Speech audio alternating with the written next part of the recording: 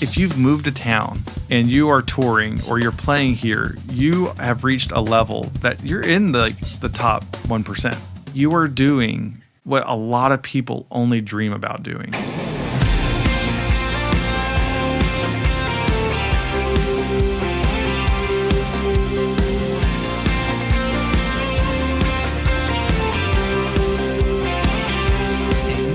Welcome, everybody, to Nashville Drummers Podcast, episode 75. Today's guest is Ryan Beydler, the touring drummer for 15-year-old Maddox Batson, among many others, including past gigs with Mason Ramsey, Rebecca St. James, William Michael Morgan, Roman Alexander, among many others. I love talking to him obviously about drums, but I really enjoyed talking about the downtime stuff. He's a little bit of a foodie. His thing is finding dope food wherever he's at. We talked a little bit about some great places to pick up some delicious food. I took some serious notes about that. I've got a couple of... Please share those. Oh yeah, I'm gonna be. First of all, I'm going to Mitchell's right now. Come on. We're doing this from Mitchell's. Yeah, Ryan was awesome to get to know and learn his story. I think a common thread to his journey is being able to adapt, especially with the amount of artists that he plays for. And being in Nashville for as long as he has, he's seen a lot of the change. We get into the recording world. He's gotten the chance to have some really special, close mentorships and legendary drummers he studied with and has gotten to learn from. So it was really cool hearing those inside stories. We hope you enjoy episode 75.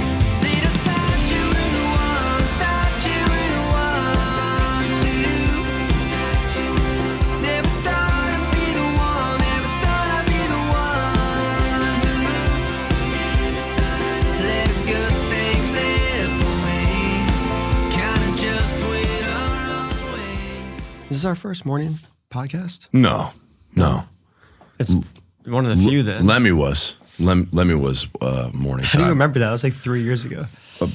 Because it was so early that I was fighting to stay awake. Oh no. Yeah, it was brutal. I was just like, Was it before? We're not made for this. yeah, No. I was not. Honestly, that's though, not 11, it's about when I get... Well, let's just jump in. I mean, you're Yeah. just coming from Kentucky. Like I you literally did. drove in at what, 5 a.m. this morning? Yeah, bus be rolled here in at today? 5, Wow. and then it's like 4:30, 4:45, got off the bus and just went home and crashed. Let's go. Dude, that's showbiz, baby. Now Yeah. you're here doing a podcast. That's right.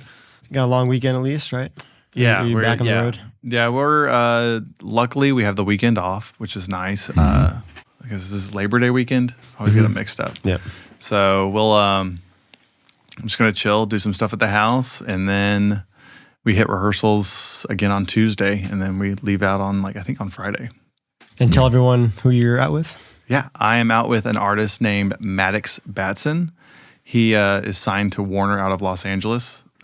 He's just been killing it right now. And he's 15? He is 15 and a half. 15 and a half. Dang. They grow up so 15. quick.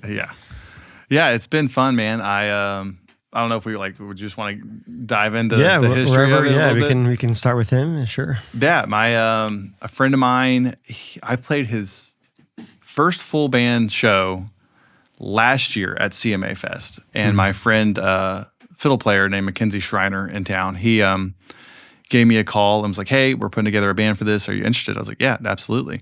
So we did a quick rehearsal, at Tommy's rehearsal room. Yeah. Yeah. Yep. The best spot. Yeah, Shout out Tommy's Tommy. amazing. Legend. Yeah. He's always so kind. Love that and spot. honestly, he has my mix saved at this point. Yeah, of So course, yeah. he literally just He's here all you the go, Ryan. templates. So He's thought that place through every detail. yeah, they got a great kit there. Yep. With the fur print, right? Yeah, yes, going over the top of it, Yep. so it doesn't get beat up. Yep. So we met there, and we is one iteration of the band. A lot of that is the core of what we have now, and we played at in Losers parking lot a couple days later. We was we were able to hit the songs 1.5 times. Yep. Figure out what order we wanted them in. That's Yeah. it. Yeah, and then we counted it off, and here we go. And at that point, it was that show, and then a day later or 2 days later, we played at where Whiskey Jam is now at Dirk's, Yep. and they had to get a permit to let underage kids in, and this thing it was to capacity.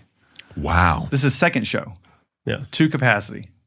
Insane. Yeah, dude, it was unreal, and I was like, this is crazy. This is so cool. Yeah. So then, we get through CMA Fest, and it ended up being that we get a text from his family, and they're like, "Hey, like we really like you guys.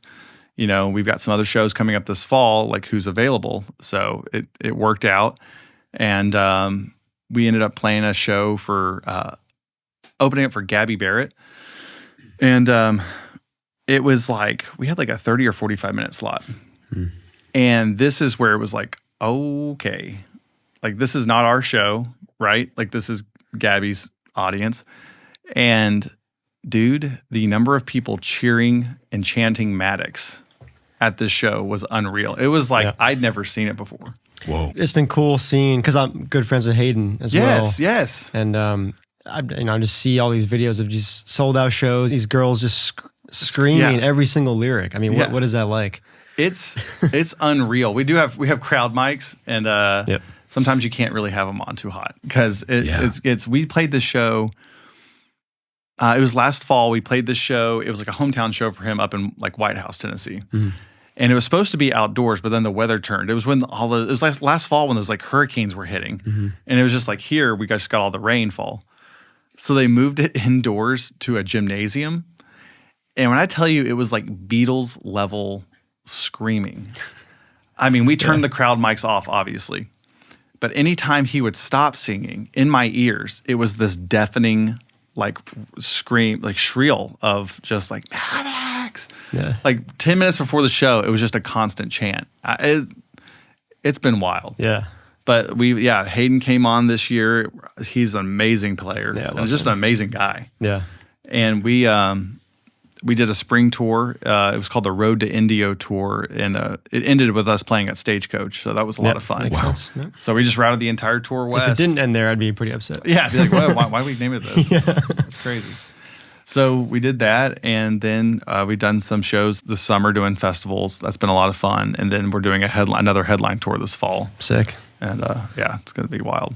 That's crazy. It is crazy. Yeah, that's why I honestly, the idea of being in a room like that and having everyone just so insane, like you said, Beatles level, where it's just constant shrieking, like beyond their brains. Yeah.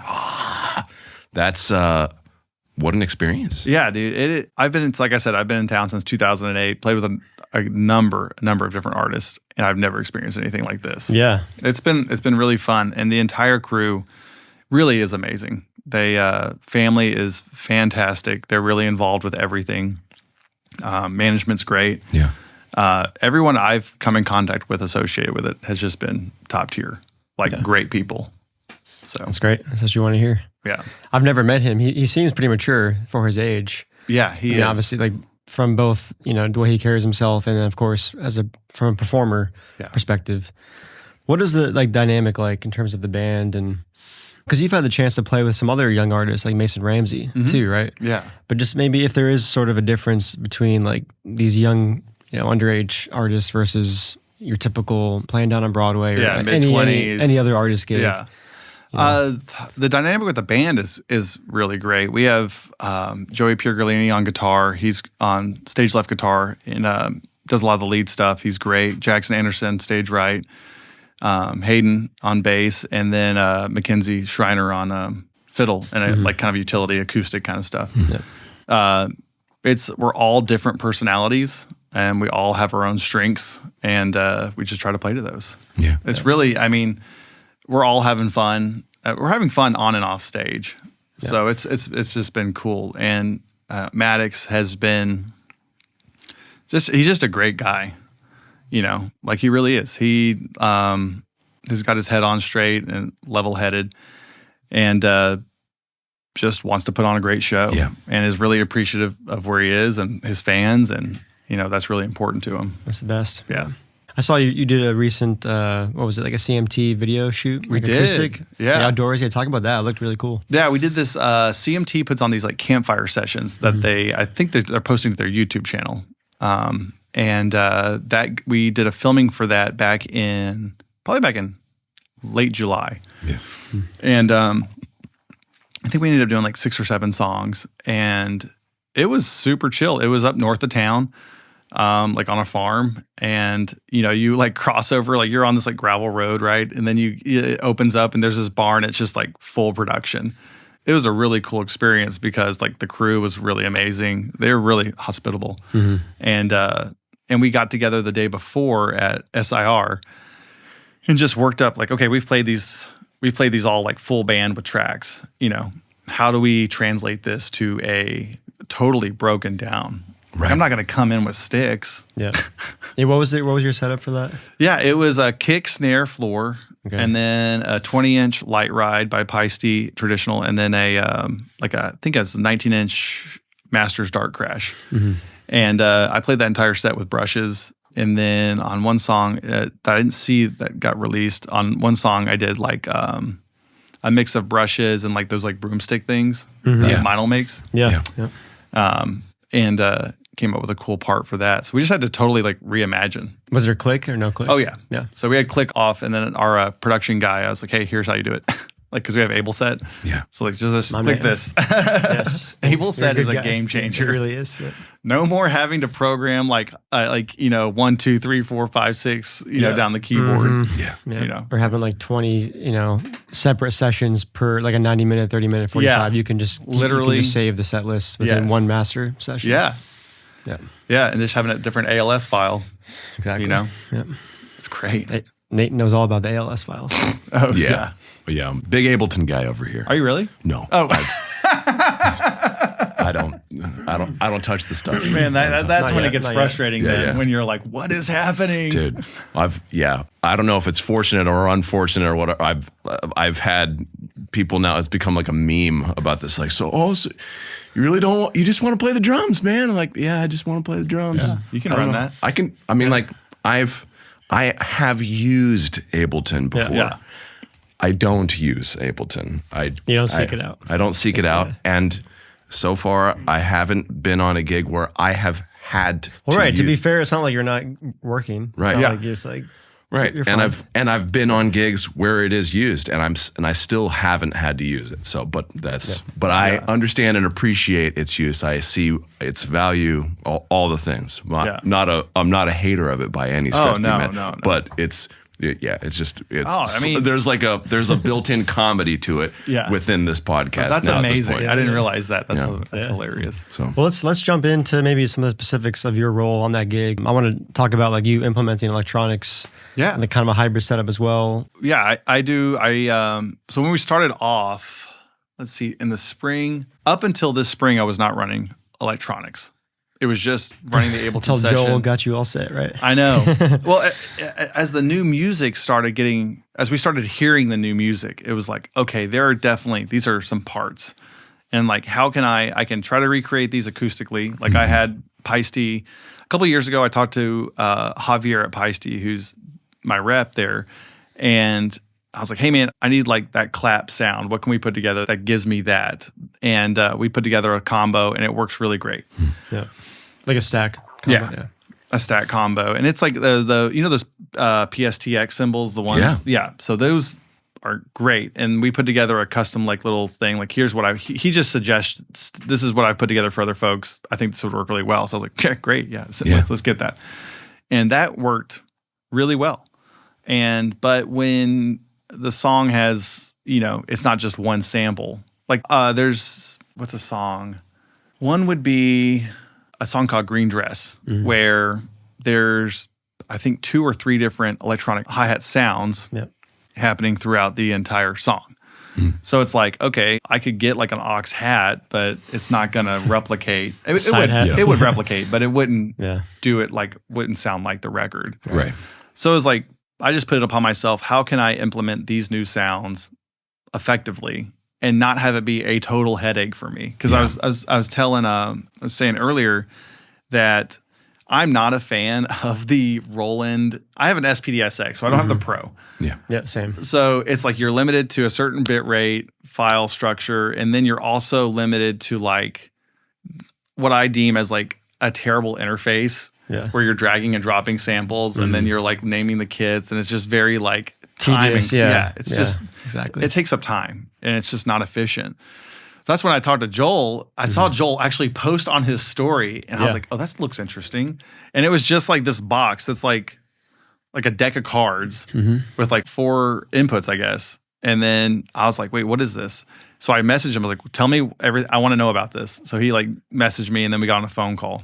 I was like, I ordered it right away because I was like, oh, you mean I could have easily, I say easily, it would have had me pull my hair out, drop all of these samples into different kits, and then program change kit sounds for the SPDSX for these different sections and stuff. So we got together, and he gave me just the quick and dirty of like, here's how you do it, and then I think I made like a video of like, here's how you do it. Yeah. Yep. And then and then I just implemented. I chopped those samples. I got like the stems, and then chopped those samples out, dropped them into a drum rack in Ableton. You're not messing with it. Yeah, I can just do because I can just do it all in Ableton, which means wherever I go, those samples will be with me because we have it. Everything's being saved like in the cloud, and then we'll have a hard copy as well. Yeah. So if something happens, like I always have access to it.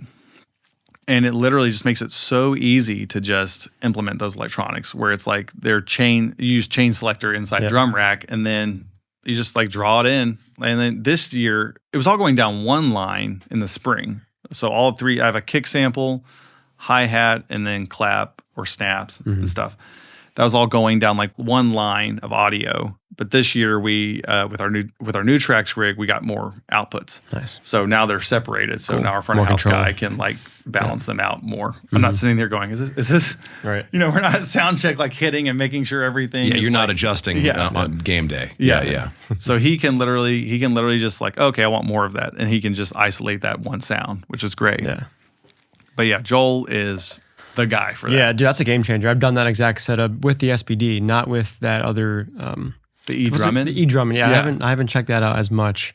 What was the process like? Because like in my head, I didn't. Once I was like, well, I want to do this. I was like, I'm going the E-drumming route. So are you doing it with chain selector and Ableton? Same exact process. Okay, but you're using that as the controller. Yeah, exactly. SPD is just Yeah, you're assigning the MIDI node to the pad, and then you're changing. Right. Okay, got it. So for people that are maybe kind of getting lost in this conversation, so one of the main benefits is then you can then have different sounds per song even. Yes. So one pad could change throughout the song. That's exactly what I'm doing. Which is pretty powerful. Yeah. And this year I'm implementing, really it was like another thing was like, I don't want to deal with transporting this SPDSX because I didn't have like a case for it. And the one that SKB makes doesn't have wheels. It's just... Yeah, I just bought that. It's a beast. Yeah. But it's so big. It's nice that it just like, that drops in though. Yeah. But... And how small is the E-drumming? I mean, like that. Smaller than the size of a phone. And then what are you hitting pad-wise? Yeah, so I got 2 Roland PD8 tom pads, whatever. I guess depending on the kit, I don't even know how old they are, but they might have been cymbals back in the day. Like they're really just on like the rubber pads. Yeah. That are just the PD8 pads. And then I have the KD9 kick trigger. So there's no beater that hits that. That one's all built in. So you just tap it and it does this thing. And then I have like a utility case that I bring out with me on the road that like has my stage fan in it. And then I was able to put the PD8 pads in this thing. All the electronics that I needed went in this case with my fan and like a spare bundle of sticks and everything. And everything. So it just rolls with me. So then I didn't have to think of like literally everywhere. It was just easy. Yeah. Load-ins were easy with that. Yeah. So that's awesome. Yeah. That have you ran into any like buffering issues with yours? I've only used it once on a gig, and that was something that I was sort of trying to figure out of what the buffer size needed to be, because I found there was a slight delay. A little bit. I can't remember what the factory Ableton is. Right now we're at like 512. Yeah, I think I'm running 128 typically. Yeah, and I did 128 in the spring and never had any problems. Are you on the new MacBook or I'm on Intel versus Apple chip? Yeah, on the laptop I used in the spring was an M1 Max. Because like it was all reverse, Yeah, like the buffer for Intel, anyway. Oh, I didn't know that. Yeah, I'm pretty sure that was the case. Like the Intel Max, like let's say if you wanted the higher buffer, but the newer Apple chips, it would be the exact opposite. Okay. Which is interesting. I did not know that. Yeah. The From Studio to Stage, that guy, the YouTube channel? Yes. Pretty sure he has a very whole video covering that. That guy. Yeah. What's his name? From Studio to Stage. What's his actual name? Jeez, I'm forgetting right now. That's his brand name. That's his channel name. Oh, I've worn that channel out. Yeah. Like, have you checked out his stuff? Not even That's a what bit. you need. Yeah. He breaks things down pretty simply. Yeah. I mean, down everything from like templates Yeah. For like an effective way to like import stuff into a session, to running a session, to running a redundant session. If I ever get into a situation where I am forced at gunpoint to start doing Ableton things, Because that's what it would come to. I will. I will. I'll be hopping on that channel and subscribing so hard. Press space bar, you're gonna You're gonna die if you don't run this session. Okay. Well, Here just lies me. Nathan Slattery. Well, your family too. All right, I'll do it. All right, whatever. If it's just me, I would just They're taking the bite cats. bullet, so to speak. Yeah. They're taking the cats. then you would change. Yeah. I will find you. Yeah. Liam Neeson. Yep. Hey, drummers, do you need a place to practice on actual drums? Drumbox has locations in Lafayette and Longmont, Colorado, and their newest location is right here in Nashville, Tennessee. You can book sessions online and get the space to yourself. Each Drumbox location is fully equipped with 2 kits, cymbals, hardware, and even sticks are provided. 30-minute, 1-hour, and 2-hour sessions are available at www.drumbox.space. Use the coupon code ANDP25 for 25% off your first session. The coupon code is valid at all 3 locations. Again, that's www.drumbox.space.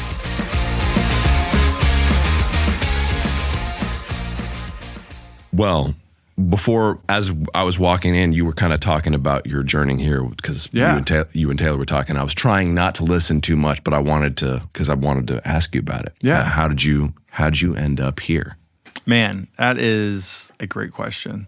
I was born and raised in Memphis, Tennessee, and it's like 3 hours away. Yeah. But I knew I wanted to play drums, but no one in my close vicinity was a professional musician. I didn't know what the music scene really was like in Memphis. I grew up primarily with church musicians. And did you grow up in the church? I did. Yeah. I did. I grew up at a church called Bellevue Baptist, and if you're driving through Memphis, it'd be hard to miss because it's right on 40, and there's 3 huge crosses. Dang. Okay. I'll look out for it next time I'm driving through. If you're driving 40 west through Memphis, you will. You'll see it. You can't miss it. It literally is. But I say that that church had some really incredible people in it growing up. People who took me under their wing and showed me the ropes, which I'm so grateful for. I was saying earlier, my first instrument isn't drums, it's violin. Really? Yeah. So I grew up, my grandmother, at the church, they had a performing arts school. This church had over 30,000 members at one point. Wow. And anyone who's this is such a niche thing, but there's this thing called the Southern Baptist Convention, which is a pretty prominent. It's not that niche. Yeah. Yeah. Well, I feel we're going from drums to Hey, y'all were talking about Ableton. I know about church. Yeah, there you go. Yeah. Yeah. So the pastor of this church was a gentleman named Dr. Adrian Rogers, and at one point he was the president of the Southern Baptist Convention. Yeah. And he was Bellevue had only had a few pastors at this point in all of its history, and it had a pretty rich history. But Adrian came and the church just exploded with growth. And then they built this campus. They moved it was actually off of Bellevue Boulevard in near Midtown Memphis. And then they moved out to that Cordova area in Memphis, built this huge thing, and had a lot of growth. Well, they had a choir and an orchestra every Sunday morning. And my sister played in the orchestra. My sister plays violin as well. Her name's Kimberly. And so my grandmother at the church, they had the performing arts school. So she's hey, I'd love for the kids to learn violin. So she's I'll help pay for it. So they got us into lessons, and then that was the start of my musical journey because I didn't play another instrument. I don't think we had a piano at home at that point. How old are you at this point, by the way? I want to say somewhere between 6 and 8. Okay. Yeah. So Called 7. Yeah, 7. We'll meet in the middle. Yeah, deal. So we started there and took lessons, and then at one point, it must have been around 11 or 12. I was like, that drummer looks like he's having a lot of fun. Yeah. So I begged and pleaded. This is around the time that Tarzan came out. There we go. Yeah. Dude. So I guess I show him my Greatest age a little soundtrack bit. ever. Yeah. Yep. Yep. Shout out Chris Buck. Love you, buddy. Wait, who's Chris Buck? Is he? He's the director. Oh, okay. Also Phil Collins. Yeah, and Phil Collins. Yeah. Phil, minor role. within the Minor, film. Yeah. So Tarzan hit theaters, and I was like, this soundtrack slaps. So anyways, fast forward. Sister approaches the, I had one teacher before, and it just wasn't a very great experience. Like he had been in the Navy. He was a Navy drummer. So like we're talking like executing at a very high level. Yep. But also bringing that mentality to lessons where I was very much like, I'm the second, like I'm the youngest in my family, like very much like, yeah, cool. Like I just want to have fun, you know? And then it was like, I'm never going to touch a drum set for like we're going to be on the pad for how long? Yeah. You know, and at the same time, I'm like full bore into violin. Like, so like that's taking up a lot of my time. Drums is just the thing to like have fun with. Yeah. To just explore. So I actually stopped taking lessons. And then we moved over to Bellevue, and that's where I saw a guy named Timmy Jones. Do y'all know Timmy Jones? I don't think so. Okay. Timmy now plays for Chris Tomlin. Oh, okay. Yeah. And Timmy was the drummer at Bellevue in the orchestra. So my sister, I was like, this guy looks like he's having fun. So, and I loved the way he played. So my sister approached him, hey, do you teach lessons? Yeah, I teach lessons. And he was in college at the time. And my mom would drop me off. My grandparents would drop me off at his house. And I'd have lessons, like an hour lesson every week. And he would take me to like shows. Like when I was like 15, we ran into each other at the original Basement recently. No way. And I was like, bro, do you remember like I would like get dropped off at the church and you would pick me up and like take me to like Newbies and like all these other venues in Memphis and help you load in? He's like, I forgot about that. So like I'm like 15, sometimes 16, and like getting into these shows and like getting to watch him play with like a local band in like his original band. And it was just like the coolest thing. That must have, it sounds like very impactful. Yes. Yeah. And I just knew like, this is what I want to do. How do I get there? So fast forward a little bit. I'm getting ready to graduate high school. No idea how to get to where I want to go.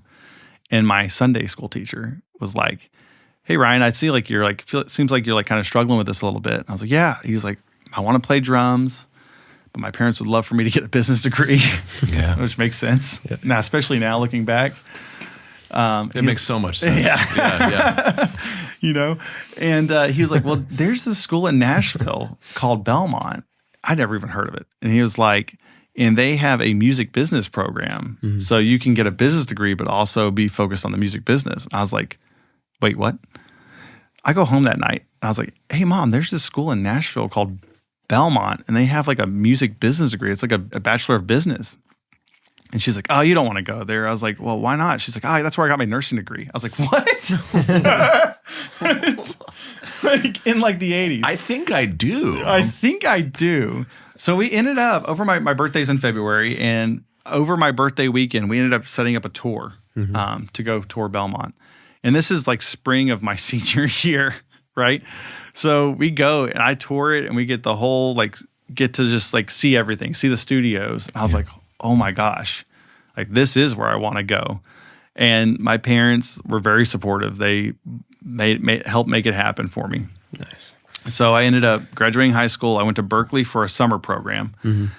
And like my teacher, like that Sunday school teacher had kind of spoken a word to me. They were like just giving me the encouragement to step out. You know, here's something you may not know about. So then I go to Berkeley, and for their like 5-week summer program, because I read about it in Modern Drummer. Like I think Modern Drummer had ran an article about music schools, and I just done a ton of research. And graduated high school, went to this 5-week program, and there's a guitar player named German. I think I'm saying that right, German Schaus, and he was my like ensemble leader. Great name. Yeah, killer guitar player. Lives out in L.A., teaches, and I think he goes back to Boston and teaches as well at Berkeley. But he was my ensemble leader, and he was the first person, when I tell you, 17, 18 years old at this point, the first person to say, hey man, you can do this. Like literally, like, I mean, Shout out Guermont. I'll never forget. I think we were on the corner of Mass Ave, out near the Berkeley campus. And he was like, if you ever want to come here, just let me know. I'll write a letter of recommendation for you. He's like, because we had done a session, and on the session, it was my first like real recording session. Yeah. There's a home studio. We did some stuff in high school, recorded a couple of songs, but this was like proper recording studio, at Berkeley. And one of the songs was Living on a Prayer. And I think I've got that CD somewhere of that. But we got done, and he was like, man, like the engineers were very complimentary. It was like the first like positive reinforcement from someone who's not a family member. Yeah. Of like, you can do this. Dude, I love that. Yeah. Again, so impactful. It is. As a young player. Yeah. Just to hear that from one mentor, one teacher. Yeah. And obviously, you're talking about it now, so it stuck out to you. Yeah. I'm literally getting chills. Yeah. Like I literally just got chills thinking about it. Yep. So I was like, oh my gosh, like this is like opening a door and giving me some confidence to like pursue it. So fast forward, didn't go to Berkeley, but still went to Belmont. And then I'm looking at the private teachers. I was doing music business, but I'm like, I want to take lessons. So a guy named Zoro. Anyone here familiar with Zoro? Very. Yes. He's Lenny Kravitz. Yep. Lenny Kravitz, Bobby Brown, The New Edition, Frankie Valli. I have his book. Which one? I didn't know he had multiple. The Big Gig. The Big Gig, yeah. I remember, yeah. Yep. That's a great one. He just released a memoir on his life. Oh, cool. And in it, I would encourage y'all, I ingest books like through Audible. Like, because like I'm a big podcast, listening to podcasts. And the cool thing about the audiobook, it's called Maria's Scarf, which is his mom. Maria was his mom's name. And he was able to narrate it. So he's reading the book with his, obviously his own voice. Yeah. And it just elevates it so much because you hear the inflection and everything, like whatever emotion he's feeling in that moment, that translates beautifully. That's cool. Yep. So Zoro was on the list of teachers, adjunct teachers. And I was like, oh yeah, I remember like watching videos of Zoro like on Drummer World, like growing up.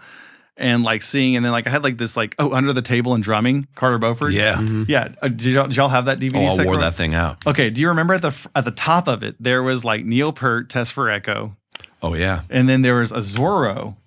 that's right. Yeah. So they were promoting that on that Hudson. I think it was Hudson. Maybe not.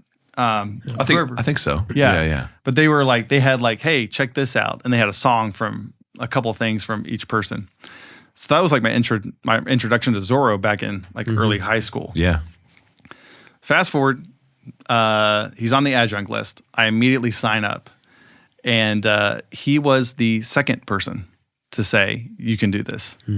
So when I moved to town, like I could play a little bit. I mean, I'm underselling it. I was okay. Yeah. But that time at Berkeley and then the time with Zoro is where I really developed because Zoro ended up becoming not just a teacher.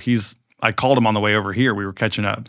He's a close friend. He's so cool. He's an amazing person. Yeah, and that's what we've heard because we've interviewed a bunch of Belmont grads and that have studied with him. Yes. And, Chester and a lot of those faculty were, they become more than teachers. Yeah. They really, the adjunct at Belmont were like, they were the guys. And then John Robinson too. You studied with Yes, right? I did. Well, yeah. John Jr. Yeah. JR, he, so we got to, so Zoro was just so encouraging. I mean, and like being a Christian and Zoro being a Christian, like when I moved to town, it was like a really tough time for me. Like our family was going through a lot of stuff. And then on top of that, my like grandfather, who I was like so close to, like one of the closest people I've ever been to, I would say like one of my best friends in life, passed away the spring of 2009. So I had gotten to Belmont and moved to a town where I didn't know anybody. And then Belmont couldn't guarantee me like a dorm. So I lived off campus, knew no one. And then it was just like, this is not good. And then Zoro, we ended up just becoming fast friends that semester. And then I studied with him essentially all but one semester the entire time I was at Belmont. And we just developed a friendship, and he was like, hey man, you can do this. And he's always been that, like, you've got this, call me out if something doesn't sound good or compliment when something does sound good. But, it's just, he's just a great person. Yeah. I love that. I love hearing that. Yeah. How do you get the perfect Nashville kick drum tone? It starts with a Lowboy Leather Daddy bass drum beater. This leather-faced beater occupies the sonic space between felt and wood beaters. It's punchy enough to cut through the mix on those 4-on-the-floor barn burners with the warmth you need for slow ballads. Okay, but who plays a Leather Daddy? Garrett Goodwin from Carrie Underwood's band uses one. Lee Bryce drummer Donnie Marple plays a pair. Walk down Broadway any night of the week and you're going to hear one. In Nashville, you can test drive a Lowboy beater at Drumbox and grab one at Forks, Drum Supply, or Nelson's. Check out lowboybeaters.com to learn more.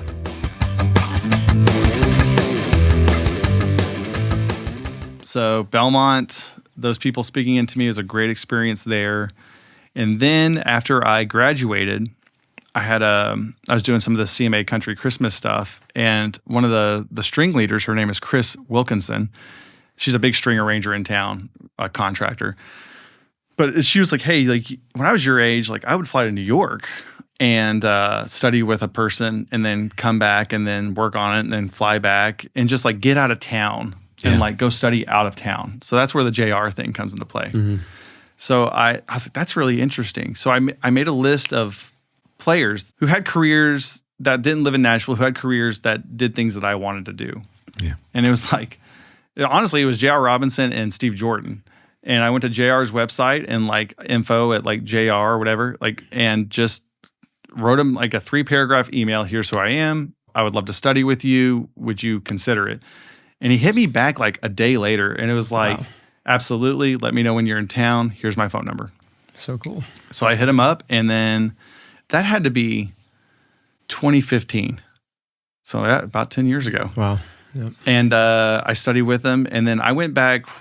Sometimes I would study with him twice a year. I'd fly out to LA, and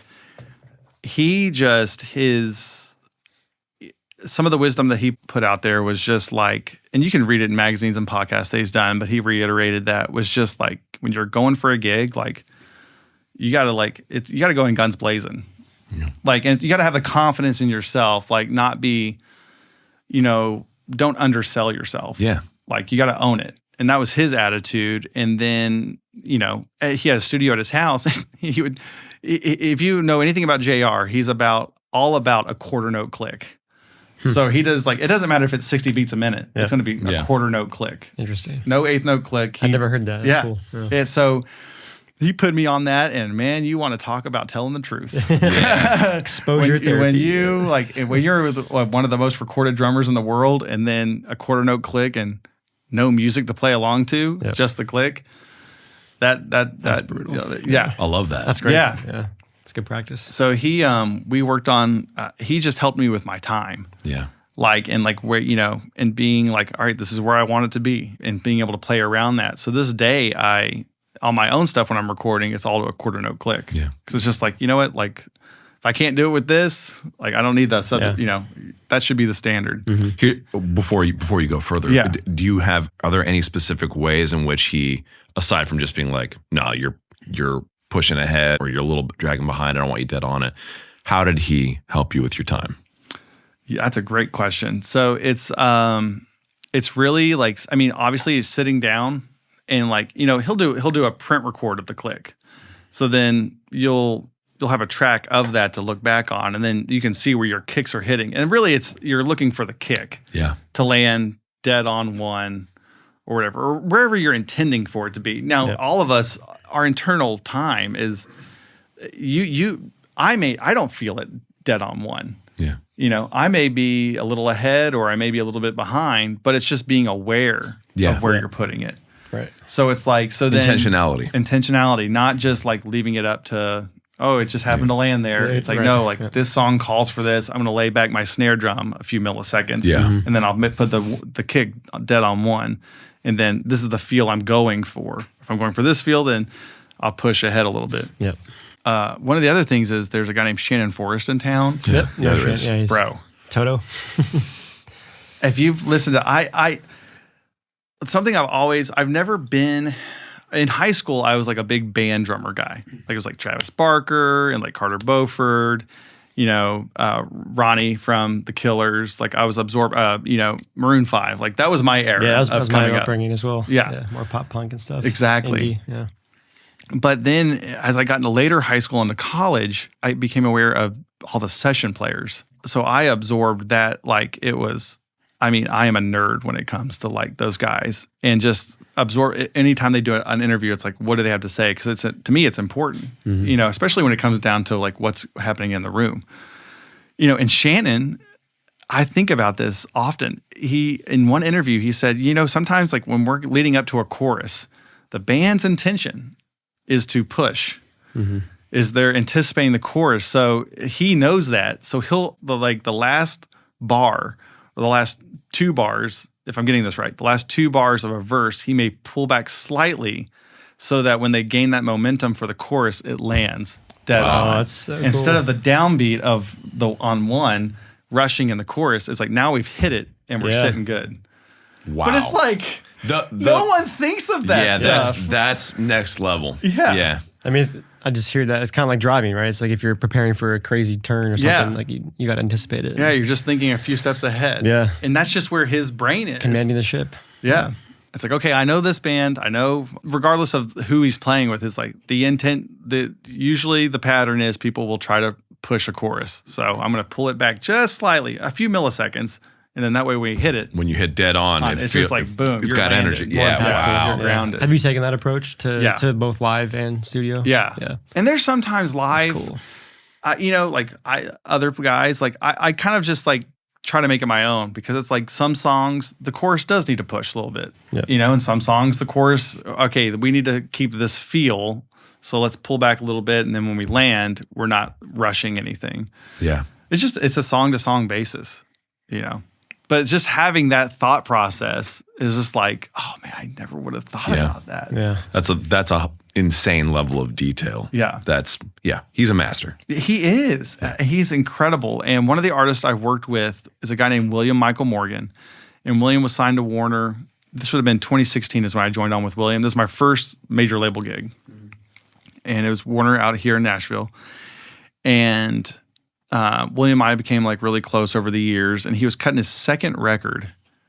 And I said, hey man, like this is what I want to do for a living, like do sessions. Would you be okay if I came and just was a fly on the wall? He's like, yeah, absolutely.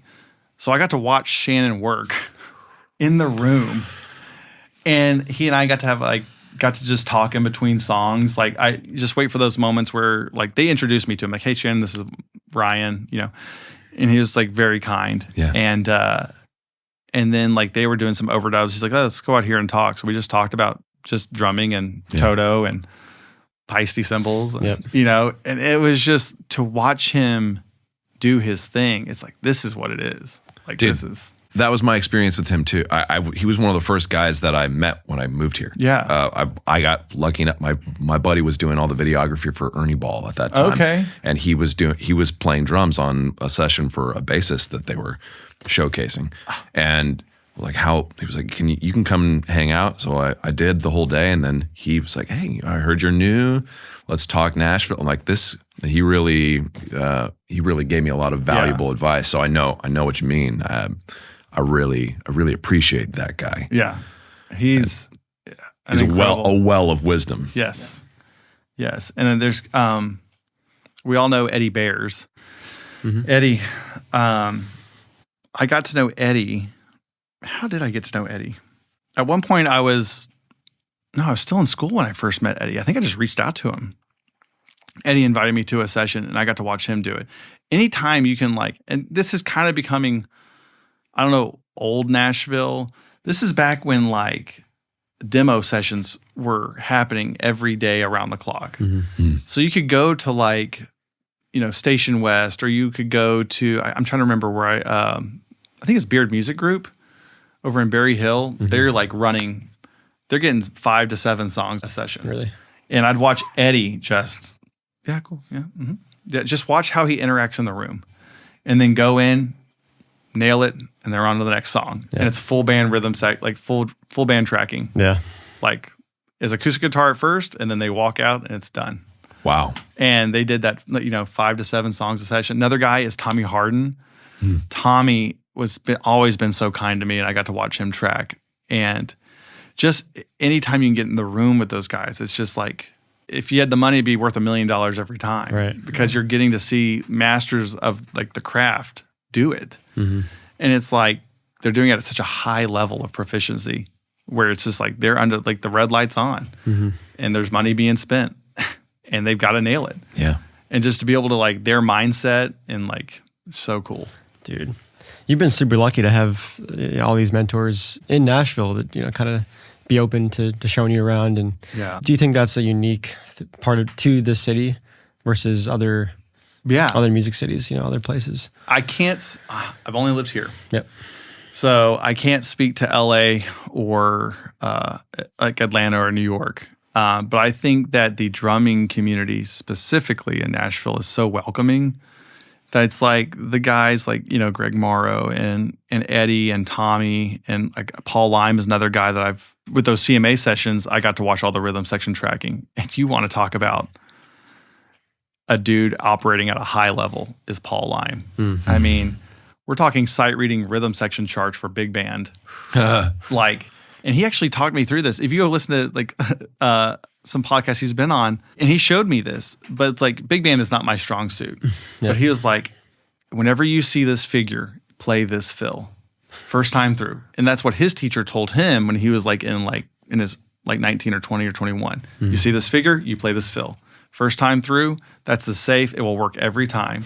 Second pass, you can like elaborate a little bit. Wow. But it was these guys have these things, these bag of tricks that work so well. But I think Nashville is kind of unique in that way. I mean, as far as I can speak, because I haven't lived in LA or New York. But the drumming community is they're not trying to hide anything. And they got nothing to prove. Because they're in the room. Exactly. And they're not, it only benefits the community to share information.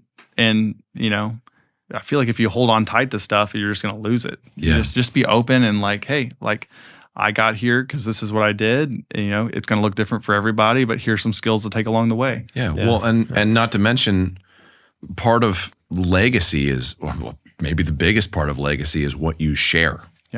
That's the whole thing. If you just gatekeep information and you use it for what, like, that's super cool, bro, that you were able to do that thing, but then no one else could figure out how to do that. Not super awesome. What's great is when you give it to 100 other people. And then they take that and do their thing with it. That's, in my opinion, what it's about. Absolutely. Yeah, because it's just, at the end of the day, it's like we can absorb all this information. None of us are going to be Paul Lime. None of us are going to be Shannon Forrest. None of us are going to be Lonnie Wilson, Eddie Bayers, Tommy Harden. They are their own individual. They each have their own sound. So we can pull things from them for inspiration, but we're never going to but it's for inspiration. And you just have to be yourself and be confident that what you bring to the table, you don't need to be imitating anybody else. Just do your thing. That's good. I guess I have a follow-up with that, just thinking like, because you've done a lot of different artist gigs and, it seems like mostly in the country genre, but kind of being that chameleon, how have you sort of balanced like, finding your identity on the drums and who you are as a player separate from any artist gig, but then having to then, of course, serve these songs and like kind of play the parts? And that's a good question. I feel like, I've done also do a lot of artist gigs, and I feel like I'm constantly trying to figure out like who I am as a player as well, Man, it is tough because I've been lucky in the sense that it's like no one has said, you're not playing this like the record. Like I need you to play this like the record. Now, coming into a gig, I have gotten out the manuscript paper and transcribed those drum parts and those drum fills, like note for note, just so I know what's happening when. And then as the show develops, or if a live arrangement changes things, then there may be some opportunity to bring in your personality. But like the idea is like, this is how they recorded it, most likely how they want it, or how is the previous guy doing it? I've done a lot of sub gigs where it's like they'll send you board tapes. So it's like the board tape will be wildly different than the record. That's like the golden ticket. Yeah, it is the golden ticket. this is a show. This worked. This show happened, and the artist was happy with it. I will so do just this. Do that. Yep. Yeah. I will write out these parts, and we will do that. Yep. And I've gotten to the point now where, with William, when I first got that gig, I had a lot of his songs transcribed out. And we're talking like 3 or 4 sheets of manuscript paper, like with every bar accounted for. The way my brain works is I hate repeat signs. I want to know what, in a repeat sign, especially on drums, it's like there could be a subtle difference. Like there could be a buzz roll that's unaccounted for. If you're doing a repeat sign. Yeah. Like the bar before chorus. Or the fill's going to be different. Yep. So it's like I like to have every measure accounted for, and then from there I'll make my notes. So now I'll usually take a number chart, and I'll write, if I'm subbing in on a gig or even learning a new song, I'll take a number chart and I'll write in kick drum patterns, and I'll try to get every little variation there is. If sometimes I also have to remember on the tracking day, that's just what came out, and they may have done a variation that maybe was intentional. Right. Maybe it was just they happened to play that for that measure. So I just try to take kind of the, get in the middle of, take it down the middle. Take things with a grain of salt too. Yeah. But try to honor, obviously there's a part there. So you're honoring the part.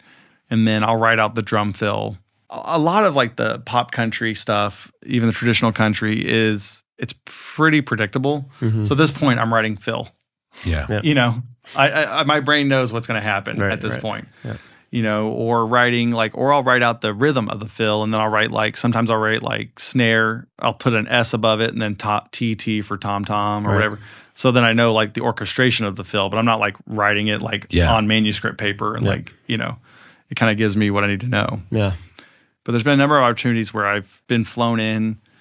No, the only thing we're getting is a line check, and it's all right, we're gonna play these songs.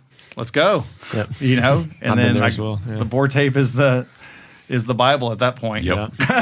Yep. That was me with Shane Prophet. I've been filling in more so last year, but Sammy Potts. I don't know if you know Sammy. But I think I know the name. Yeah. So same thing. Never had a rehearsal with Shane, but use her board tapes, just learned her parts, and then now I'm able to kind of open up more when I sub in because I've played enough shows with him. Exactly. But yes, kind of same approach. Just respect what has already been done. Yeah. Don't try to change too much. No. Especially if you're the sub, Oh, absolutely.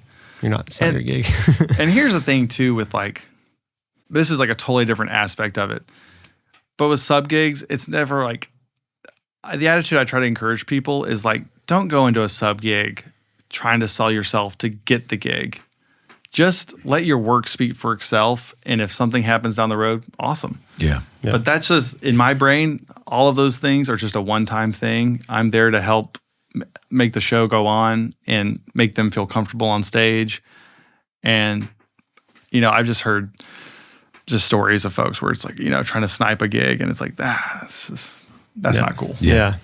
Just go in, do the job, have a great attitude, wear a smile, and do the best you can and make them feel comfortable. Don't ruffle the feathers. Don't ruffle any feathers. It will lead to other work. If you do a good job, it might not be that gig, but the players on that gig will notice that you did a good job. Yeah, word gets around pretty quick. Exactly. In the city, for sure. Yep. Have some faith. Have faith. Yeah. Let go. Yeah. You've heard of Drum Supply, but you gotta see their shop. It's a drum shop experience like no other.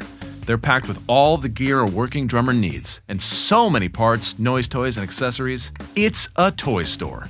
Curated cymbals, kits, and snares. The hands-on percussion room is nuts, and their custom shop work is fast and affordable. Andy and the guys know their stuff, and they're ready to help. And the big news? They've just moved to an awesome new location near the corner of East Trinity Lane and Dickerson Pike. Still in East Nashville, just a couple miles from their old spot, the all-new Drum Supply is twice as big, featuring a dedicated cymbal room, a lesson space, and even more drum gear than ever. Go see the new Drum Supply shop for yourself. Now open 11 to 5 at 2211 Dickerson Pike and online at drumsupply.com.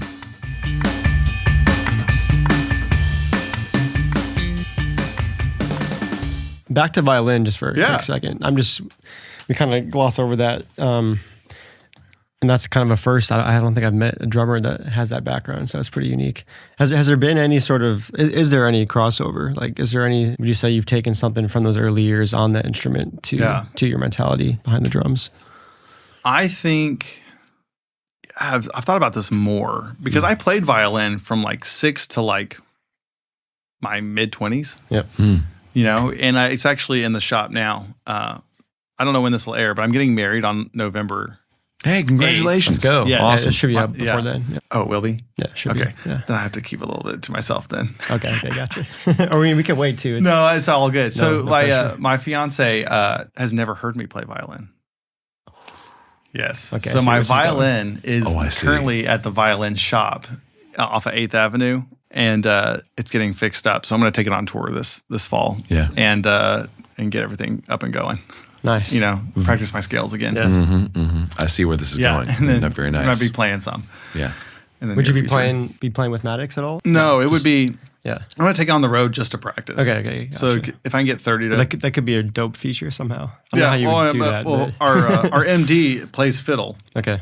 So maybe we'll come up with something where we play together, or I don't know. I could just see That's- like you could be doing kick drum and yeah, that'd be a cool moment. yeah, or as it grows, an acoustic section, and then who knows? Yeah. That's not my expectation. My expectation is to be able to play a little bit at my wedding, Yeah. and not sound like an idiot. Yeah, I was gonna add, that was the next natural question. Could you still pick it up and play it? Like now we have our answer. Yeah. Yeah, Probably. No, Yeah. I actually played it a little bit last year, just in my little studio at the house, and just played along to some songs. Mm-hmm. I grew up like just classically trained, so I was reading, and I think how violin has helped me is it's a melodic instrument, so it's just like I'm always listening to melody, and then like when I'm playing songs, here's another thing. We're kind of jumping around here. Yeah. But I think also my approach to drumming is, I think you would be surprised how much of the vocal is in my ears on a live gig. Whereas a lot of guys don't want the vocal. I am listening to that vocal because that's impacting my phrasing. Besides click, vocals the hottest. I can have none of anything else. If it comes down to it, I'm going to be locked to that singer. Yeah. And if they get like I'm listening and responding, or if they do something a little different, then something a lot of my I don't know, I'm sure other guys do this. A lot of my accents will go with vocal are on the kick drum. Mm-hmm. So if they finish out a phrase, then if I know a certain syllable's coming or whatever number of syllables, then I'll double that with the kick, even if it's not on the record. But when I record, I'll do that too. Yeah. Just to like, okay, because I picked up on that with like Lonnie and maybe even Shannon, just studying their tracks. It's like, oh, these guys are listening to the vocal. Yeah. And it's like, that's, I think what's different probably about Nashville is like, it's all about the vocal. I'm just thinking of Marcus Finney, another cat here in town. I remember he's saying on this podcast, vocal is king. It's nothing It greater. impacts so much. Yeah. I mean, and if he's laying back, if he's feeling it, if his vocal's laying back, then I'm going to lay back. Yeah. Or if he's pushing, then I'll go with, everything's, to the click, but it's also like, where is he feeling it tonight? Yeah. And adjusting to that. But violin, I think, laid a really great foundation musically, just to be able to hear things differently, not just think of things in measures, but think of things in phrases, or thinking things of like what's the overall picture and what's happening. Yeah. Where does what I'm playing fit in with that? Just to have that background, I think it was really helpful. Yeah. What's going on, drummers? If you're looking to learn how to record drums from home or how to run backing tracks during a live show, because you know it's going to give you more opportunity in the music scene, we made Groove MPL just for you. So Groove MPL is a website where you can find a library of classes that are taught by the best of the best. So we've had Tim Buell, we've had Kip Allen, who you can hear on songs by Keith Urban, we've had Daniel Sauls, who plays for Lauren Daigle, and all sorts of other fantastic musicians.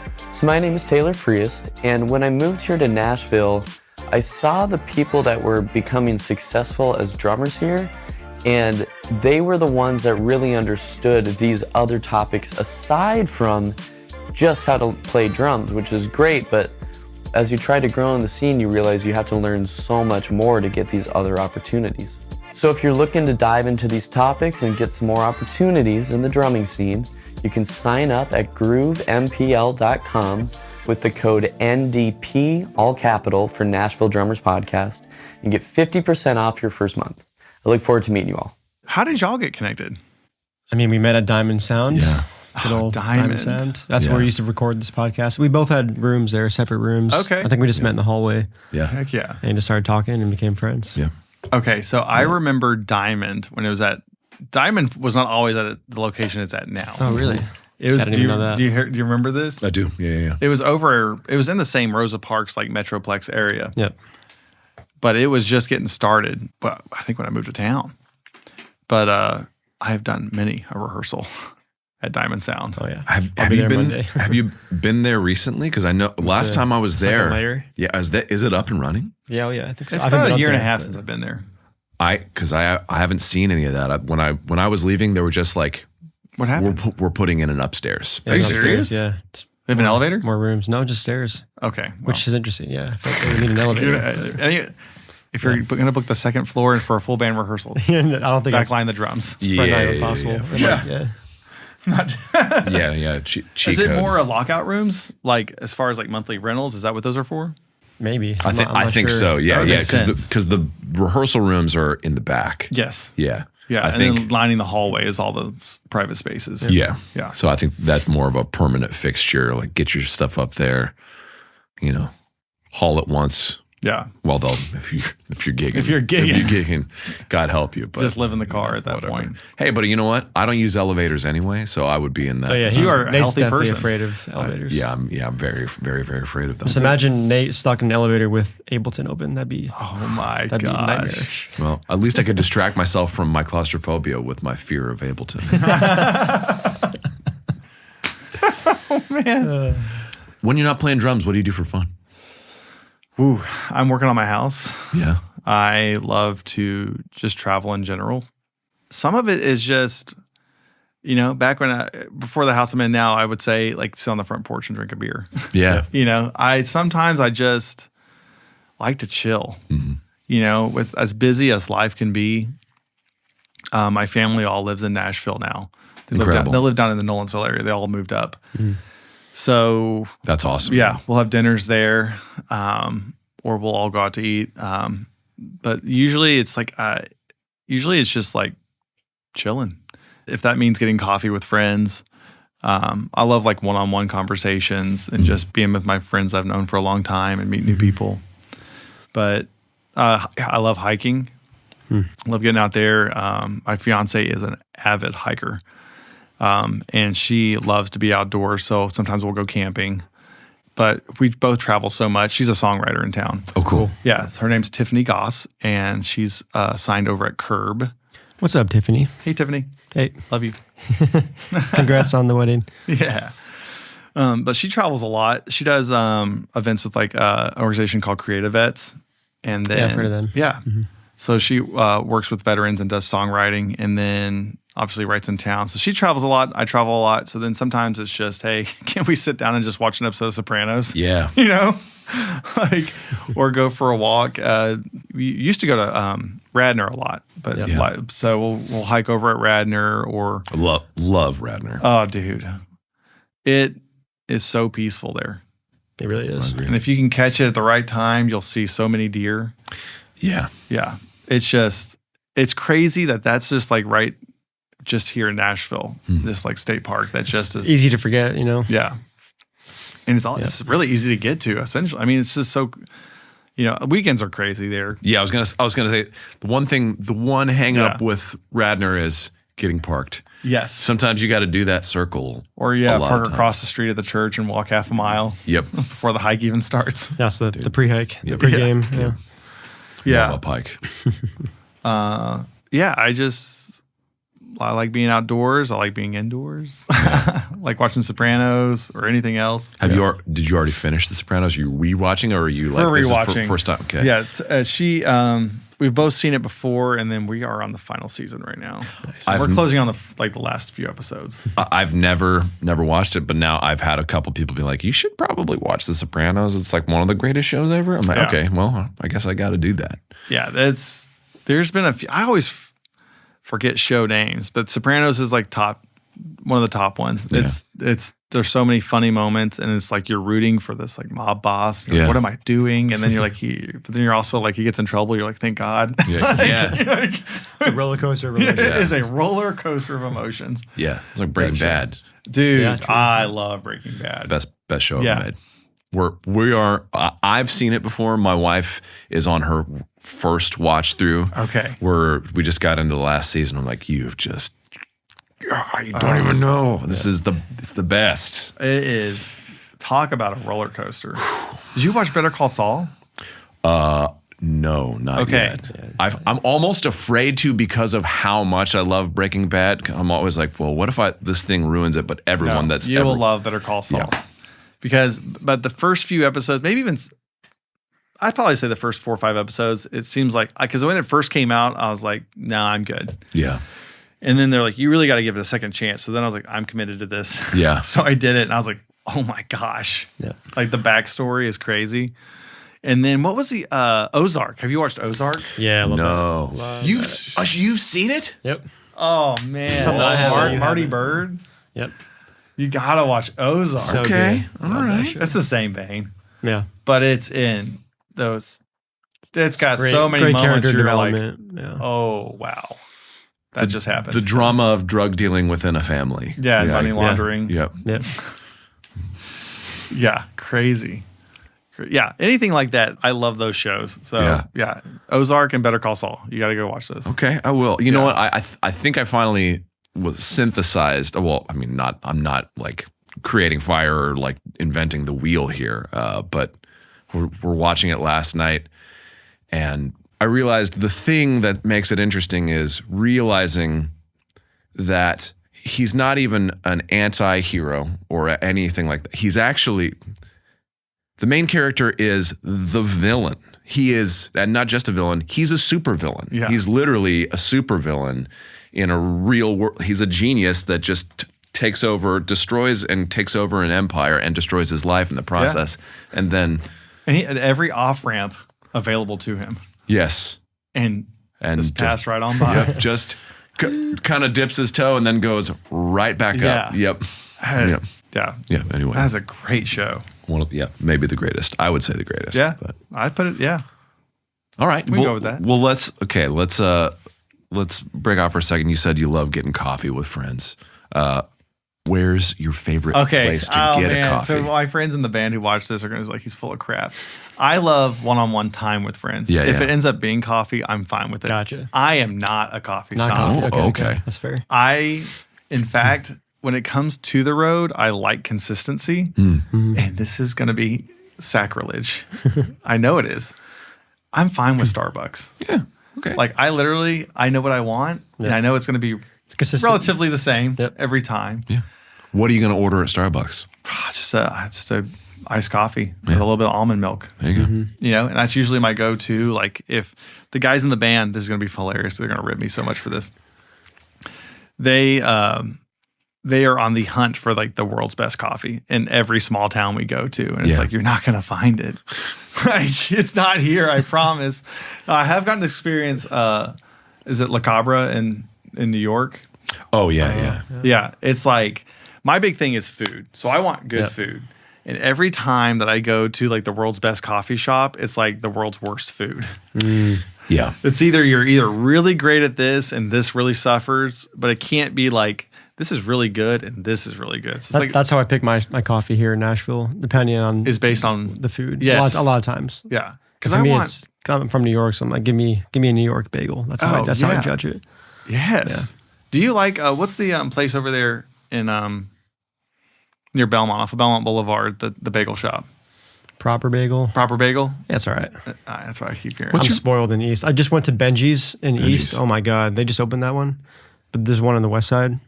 So good. Between Benji's and H&S, that's like the true New York bagels. Oh, Benji's. Would they be open after this? I think so. I think holiday weekend, but I'm pretty sure they are. I haven't had breakfast yet, so I might go get myself a. You might have to. What's your ideal Poppy bagel? Okay, with what? Are you gonna ask? Yeah.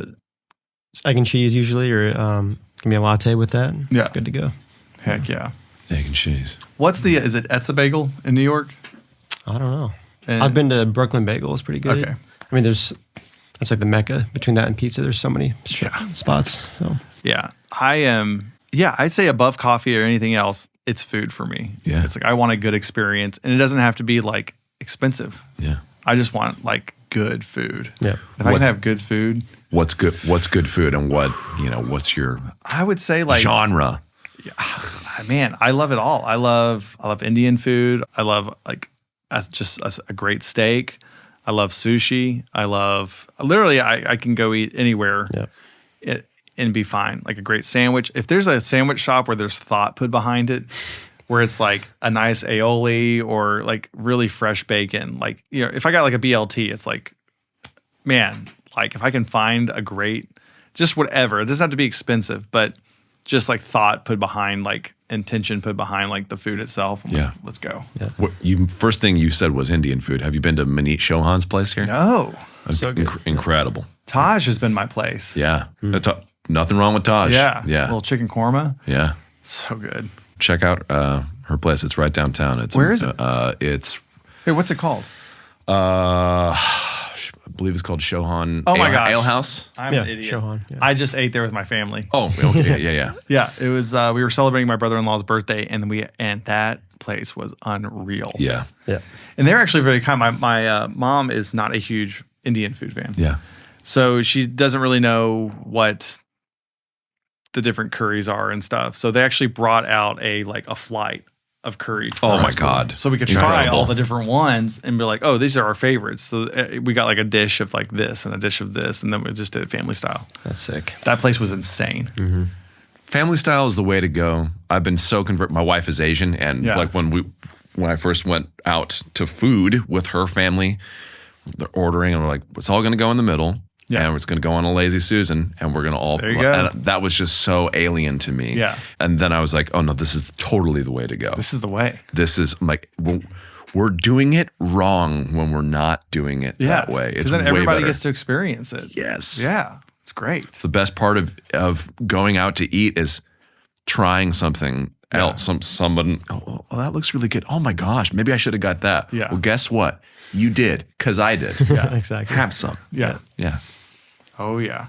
Have y'all been to Flower Child out in Cool Springs yet? No, I have not. I think it's like based like in like Arizona. I think it's more of a West Coast thing, like Western United States, I guess. But it's like farm to table, like really fresh food. And it might be a chain, I don't know. But all I know is the food is killer. Flower Child. I'm Flower literally Child. writing Never it heard of down now. Like there's not bad food there. It's all great. We'll have to go. But I get this like strawberry watermelon, I think is what it is, salad, and add steak to it, and it's unreal. Nice and fresh. Oh, yeah. Sounds good. So good. Fresh food. I love a good salad. Here we go. When you're on the road, do you have some spots that you look forward to because you know, like, oh, this place has just absolute bangers? Yes. There's a place the one that comes to mind is in Sacramento. There is a place called Mendocino Farms. Cool. And I just happened to like Sacktown, baby. DoorDash something there a couple of years ago. And I remember it just being really great, like a great sandwich. It was like I don't even remember, like a short rib sandwich or something. But I got like a gig this year. I was out there and I was like, oh, let's see what else they got. So I got this like Thai basil salad that was like with mango and like fresh steak. And it was like unreal. And then like I flew back out there for another gig like a month later and got it again. Is that good? Everyone in the band got that salad and they were like, you're absolutely right. This thing is unreal.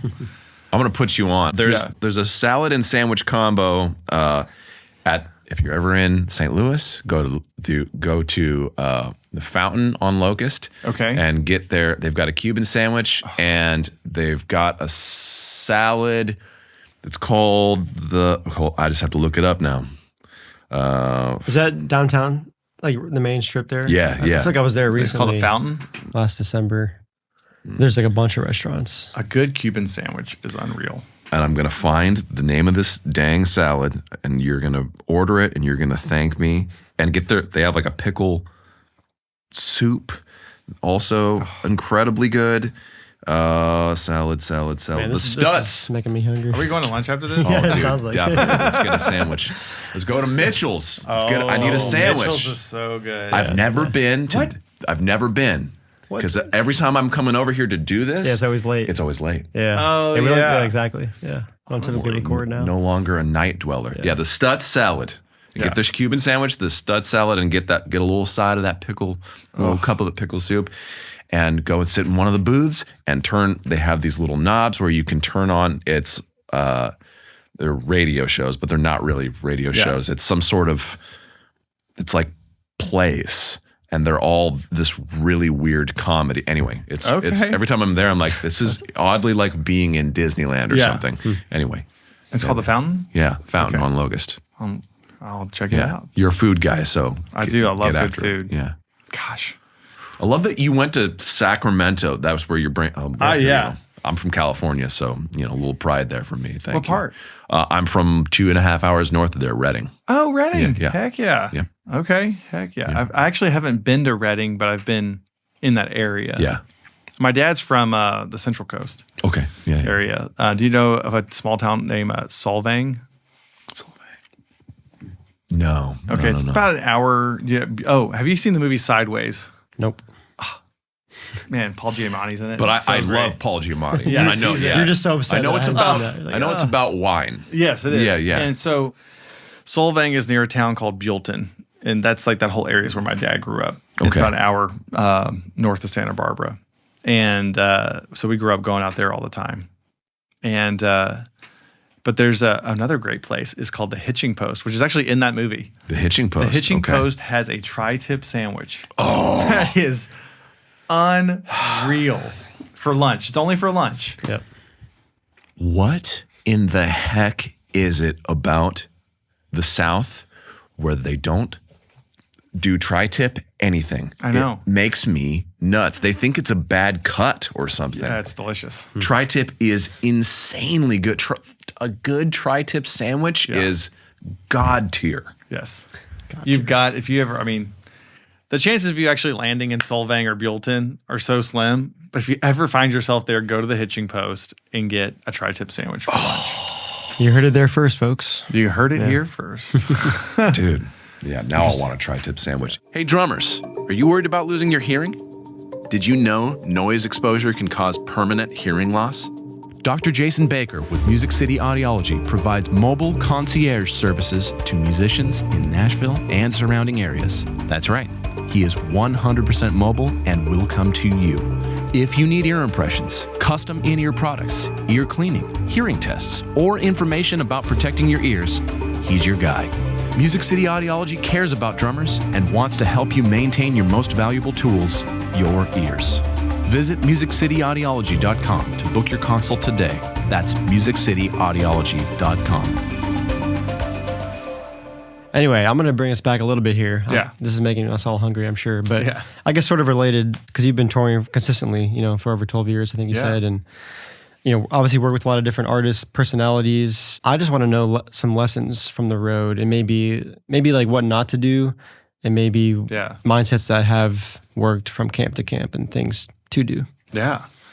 Man, I found so much of it is realizing just what you're there to do. You're there to serve the song. You're there at the graciousness of the artist, like you're being able to be in that spot. No one's looking, unless they ask for your opinion on extracurricular things outside of playing your instrument. I think that's a big one, is just knowing that it's like, hey, I'm here to play drums. And I will, if I'm at, if I see a hole somewhere, then I will speak up if it's needed. But, it's really just anyone out there, like playing in any musical situation, the music side of it is like especially on the touring side, is like, y'all all know this. It's like you're playing for 90 minutes Yeah. out of If you're all lucky. of the time. Yeah. If you got a travel day, like say you're gone for a solid 48 hours, only 90 minutes of that, Right. let's just call it 2.5 hours with sound check.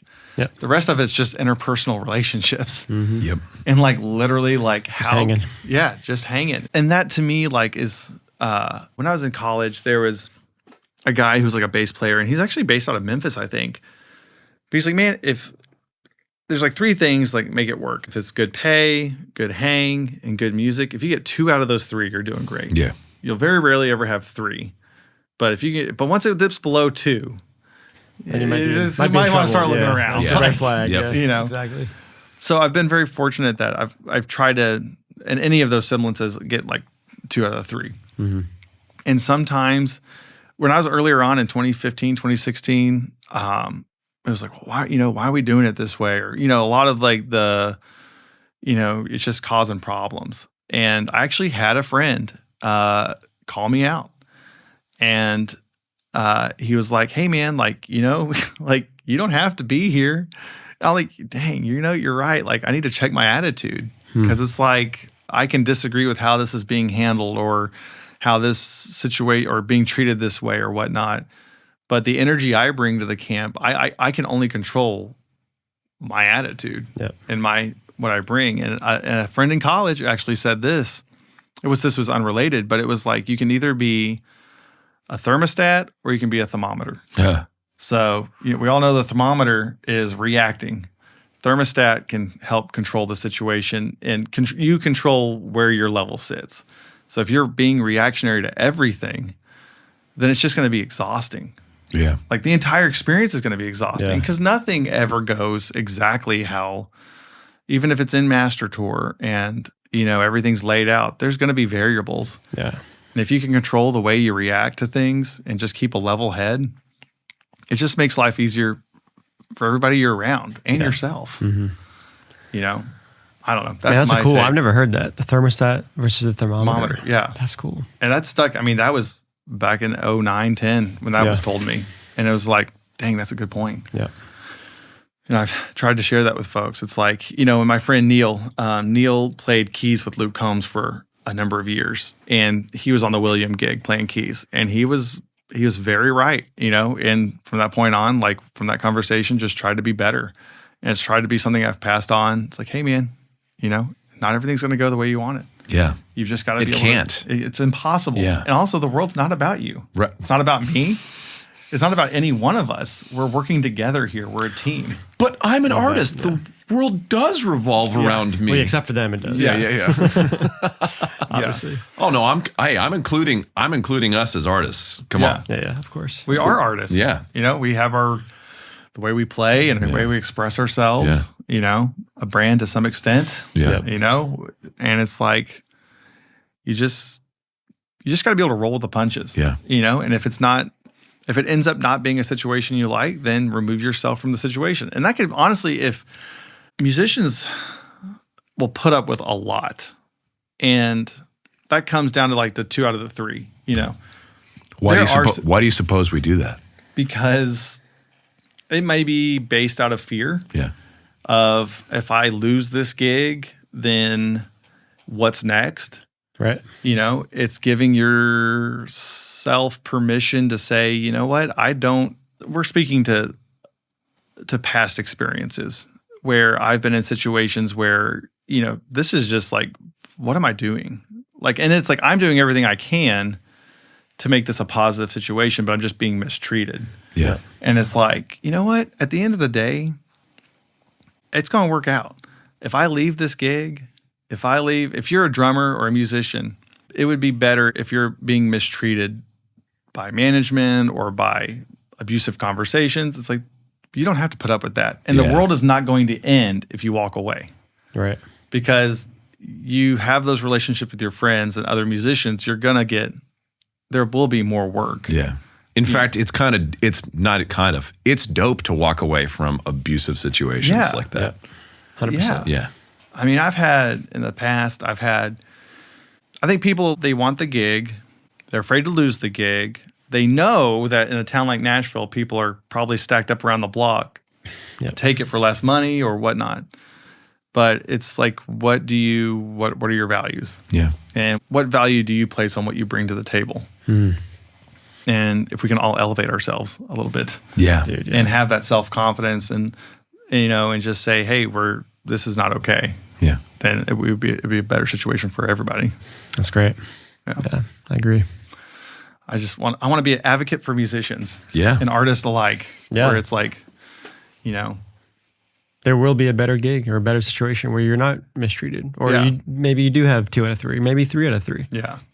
Go find those situations. My dad built houses growing up. I've dug ditches. I've built fences. I've done a bunch of different things. During COVID, I worked at Apple. Wow. That's You cool. know, Yeah. like I was like, I'm not leaving music, but I'm just going to go do something else. Yeah. If you allow yourself to be open to other things, then you're not going to get stuck in a bad situation. Yeah. Because you know that you have options. Yeah. Just it's okay to go work a regular job for a little bit and figure it out. Might Don't actually make- be the best thing for you. Yeah. Mm-hmm. Don't make music the idea of playing music full time, like your identity, Yeah. to where you're not seeing the growth that you want to see. Yeah. Remove yourself from it a little bit and just do a little reset. And like your friends are still your friends. Yeah. That's You great know? advice. Yeah. Actually had a student years back living in a small town and asking, I'm trying to give him stuff to work on and whatever. And he was asking me how to do music for a living. I'm like, well, you don't have to. And maybe you shouldn't do it for a living. That's not necessarily something you have to do. And you might end up enjoying it more if you don't put that pressure on yourself. Like maybe you do end up doing it for a living, but maybe just like go get a regular job and then play drums. Yeah. Maybe. And gig when you find a group that you want to gig with. Yeah. Don't force yourself to go into some BS situation to try to scrape by. Like you don't have to do that. Yeah. You can work yourself to death for no real good reason. Yeah. Or you could go work at Apple during COVID and make it just fine, and then get out of that and go, cool, I'm ready to do this thing. Yeah. Man, working for Apple, again, it's all about like personalities. Because like in a corporate environment, like corporate store environment, it's like you don't have any control over who your coworkers are. But any work environment, you have no control. Right. Outside of a band situation where you're able to like have like put an input like, hey, this would be a great fit for this position. Like, oh, so and so is great on bass, or so and so is great on guitar. A lot of times you don't. That's lucky if you're able to help if you're able to- choose members and bring in your friends. But the world doesn't work that way, and it's like being able to work with all types of different people, all different backgrounds, and like where has life led them to this point where they're here, and just hearing people's stories. It's like that's like so cool to me. I enjoyed my time at Apple. It was like they were rock stars, and when I started touring more again, they did everything they could to work with me. Like I could give up shifts, and they would give me time off. Wow, that's great. Like I'm surprised to hear that, frankly. Well, that's pretty cool. I would say specifically the Cool Springs location. Yeah. Shout out Cool Springs. Yeah, Apple. shout out Apple Store Cool Springs. So then my assumption is you were probably doing a really good job over there. Like, well, we would like to hang on to you. if possible. I enjoyed it. Yeah. And and Were you the guy like? Sorry, if I walked into the store, like you would be greeting me. I did that. That was called what was that called? That was called Concierge. On Point. On Point. Yeah, Okay. that position was called On Point. So you were at the front with an iPad checking folks in, making sure they were. We'd have people blow past us and try to like, I'm looking for a cable, and then they go the completely wrong area. Yeah. It's like, you just not trying to. Lower yourself a little bit and let me help you. Bobby Spittle. Yeah. So I worked with Bobby. What? You So guys I was- both worked at Apple? We were at the same store, No way. and I started off in like what they call the product zone, which is you're selling stuff. And then I moved to the Genius Bar and was like working as basically running triage on devices. So Bobby was like a genius doing some repairs. And then Bobby is a genius. He is a Yeah. genius. Not was. Is. Yes. But Bobby and I worked together for a while at that store. And there's a ton of musicians at the Cool Springs store. Interesting. That management was amazing. Yeah. Yeah.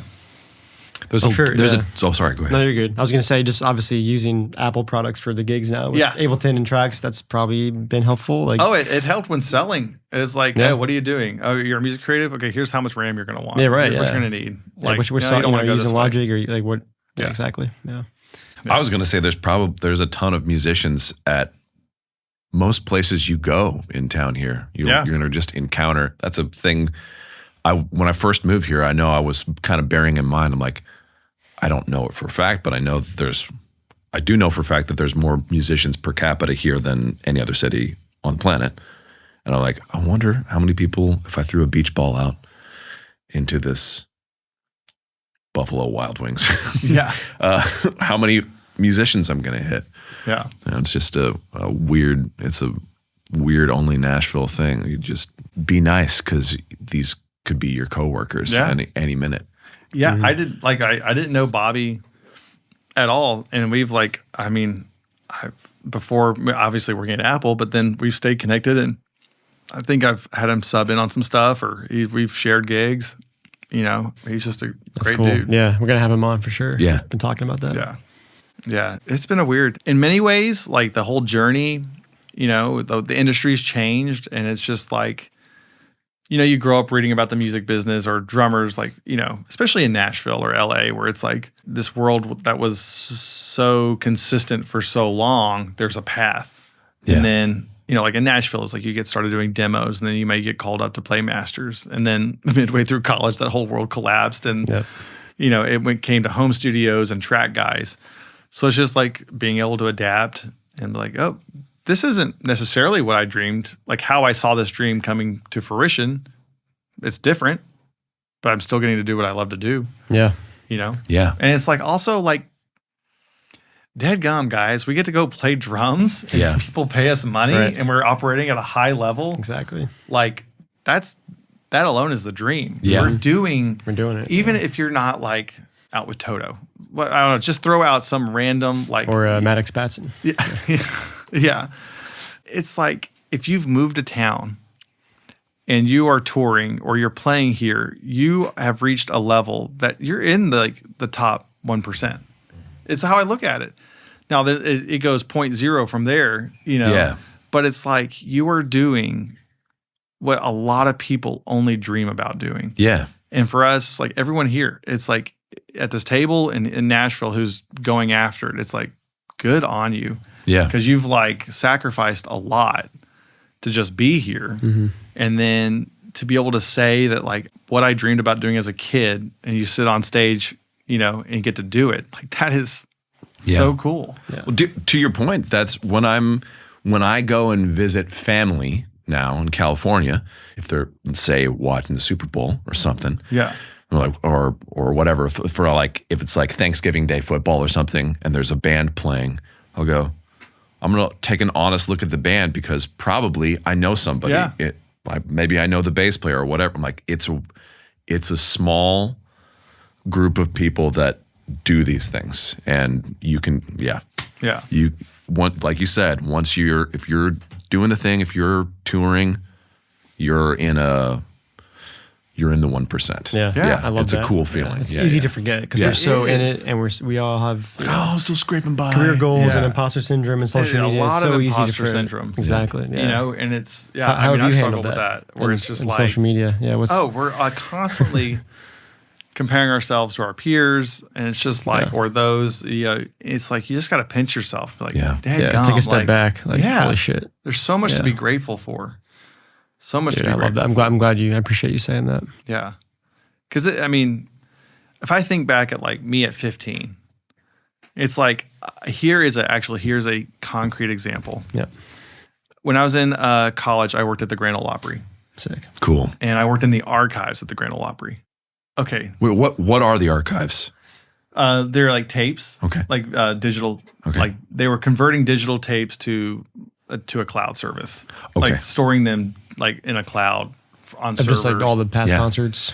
All of the opera recordings. shows, the ones I worked on were from the 80s to like the mid 90s. Cool. Wow. And I sat there and listened and had an Excel spreadsheet and would document everything that I was like, oh, Martha White commercial. Vince Gill played this, sang this song. You know, all of these different artists came through, Alan Jackson. But how I got that was a class at Belmont called A&R Administration.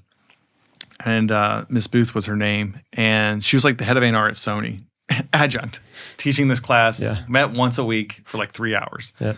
And I absolutely loved the class because it was like putting together a budget for a session and like, here's what it takes to promote an artist. I'm like, this is sick. Mm-hmm. There's a gentleman there who was supposed to come talk. And the semester I took the class, he was unable to come. So I did well in that class. And she emailed me and said, hey, my friend Steve is coming to speak. I would love for you to come back and hear him. So the gentleman named Steve Gibson, who was at that time the music director of the Opry. Steve also played like on 3 Wooden Crosses by Randy Travis. Like he played, y'all know the song Please Come to Boston? No. Dave Loggins. It's a Dave Loggins song. Please come to Boston for the first time, or for the springtime, rather. But it's like a ton of people have covered it. Yeah. Steve is like the acoustic guitar track that starts the song off. Like we're talking 40-year or longer session career as an A-list guitar player. Holy crap. So I got to know him through Allison Booth at school, invited me out to the Opry, and then eventually they needed an intern in the archives. So he thought of me and Allison thought of me. They reached out and said, would you be interested in this? Like, yeah, absolutely. So I ended up getting to know Steve and worked directly under him. And I would listen to the archives, and then Opry shows were happening every like Friday, Saturday night. So I'd work those nights. I had free reign to come. I had a pass. I could come and watch as many Opry shows as I wanted. That's crazy. So I literally, That's so sick. bro, I think back about this because Steve was so. I was just on the phone with him the other week. We need to get breakfast soon, but he is just a true mentor and a friend.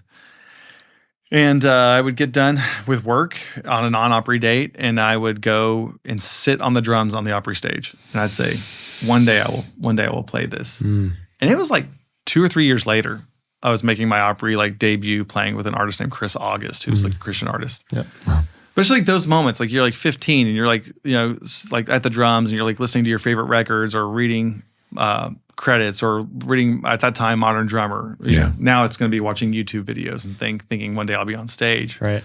And then to step back and be like, holy crap. Yeah. Like this stuff it's come together. Yeah. And it's crazy. Same experience. Because I moved from Indianapolis and I was just doing I wasn't really doing any artist gigs. Nothing like I'm doing here. I was in like a symphonic, like a community town band. Okay. And this was a few days ago. This sweet old woman that I played percussion with, that I've kind of lost touch with, but she saw some of my recent Facebook posts and she shared that, and we just like, and we had a comment thread back and forth, kind of catching up online. And she was like, keep doing what you're doing. You're living the dream. That's amazing. And I was like, yeah, wow. Like, yeah. I don't even know if that's quite hit me yet, because I'm just going from gig to gig. And exactly. The Opry gig was literally just another gig in between other gigs. And you don't even have time to really sit back and think about what just happened. Yeah. But it's important to do that. It is. Sure. Just take a step back and the Opry is so special. It has a special place in my heart. And anytime someone says they're getting ready to play, I'm like, buckle up, because it's going to go by fast. Like it goes by. It's like, did I just black out for 3 minutes? Yeah. Exactly. Wow. What are some other bucket list venues, either in town or out of town? I haven't played Red Rocks. Same. That's big one. Yeah. Bucket list for sure. Yeah. I really want to play Red Rocks. Ryman's for me. Ryman's, definitely on a list. I've never played. None of the artists I've worked with have had a show at the Ryman. Yeah. I've done like with William back in he played the Opry a number of times, and some of it was at the Ryman Auditorium. Because at that time, during Christmas time, the Opry over at Opryland they would do like the Rockettes, Music City Rockettes or something. Mm-hmm. So like that would be taken over for like the entire month of like November and December. Yeah. And then the Opry would actually move to the Ryman. So, but I've never gotten to play like, all right, our tickets sold, right, a true show. A true show. What you mean. That's definitely a dream. Yeah. That'd be so cool. Yeah. Red Rocks, whatever the Staples Center's called now in LA. Oh. What is it called? Like now? the Kia Center or the Bitcoin Center or the Crypto Center. Yeah. God. Something like that. Yep. We really are living in idiocracy. it's happening. Like, why can't we just name it something? Everything's named after a product. Everything's for sale. Now. Yeah. Seriously. Everything's for sale. I mean, Staples, that's already, whatever. That's my brain didn't even register that, but that's. We need to start selling these episodes on the crypto market. Yeah. This is about making a profit. I got into the podcasting business to make big bucks. Well, let me tell you something. Ryan's episode's worth about $2,000. Yeah. Or Hollywood Bowl would be sick. Oh my gosh. Yeah. I saw a show there last year, and it was like, God.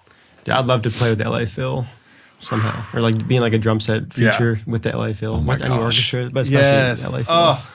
That'd be cool. Dude, my biggest some of my biggest influences musically is anything like David Foster has like produced. Mm-hmm. Are you guys familiar with David at all? No, I don't think so.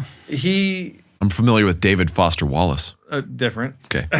Close. David is an older producer now in LA. Josh Groban, Celine Dion, anything like that iconic stuff of the 90s and 2000s. I mean, he produced Chicago, Peter Cetera. Yeah. A great arranger, a great producer, and JR has been like David's drummer forever. JR is David's and was Quincy Jones's like first call. And David Foster would do this thing called like David Foster and Friends, and we got to, that's what I was out of the Hollywood Bowl for, was like, it was like celebrating his birthday. Yeah. And we're talking like full string section, full horns, full rhythm section. And it was like to be in that, if I had the opportunity to read like 3, 4, 5 page charts and like kick a band like that, that'd be so cool. Yeah. I'd be in hog heaven. Right. Yeah. Like that would be like, this is living. Yep. Dude. It'd be such a rush because it's just like, here we go.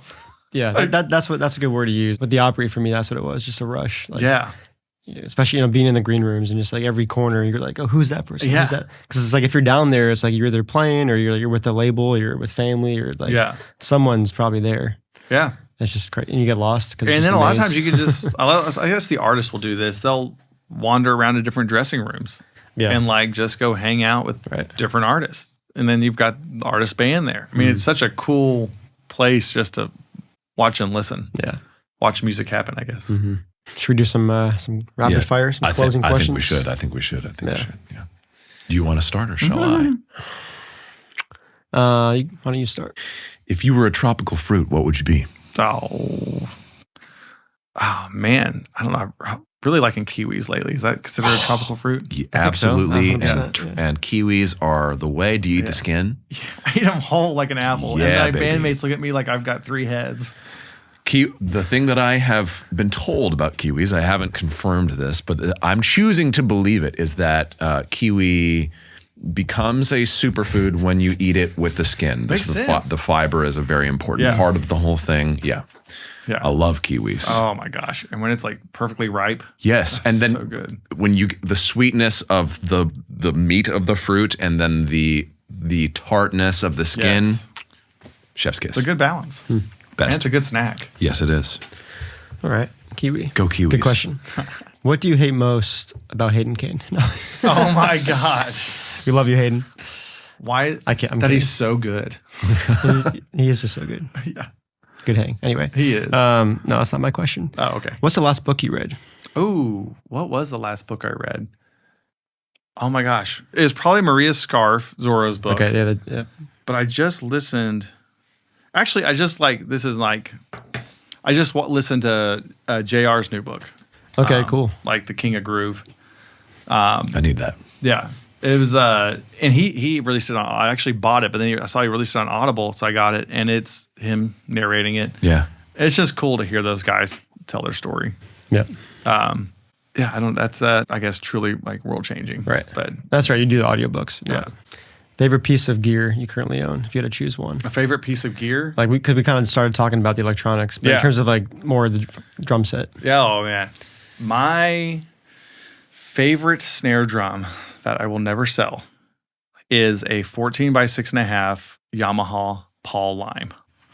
And they only made them, I don't know when they stopped making them, but it's like number like 87 off the line.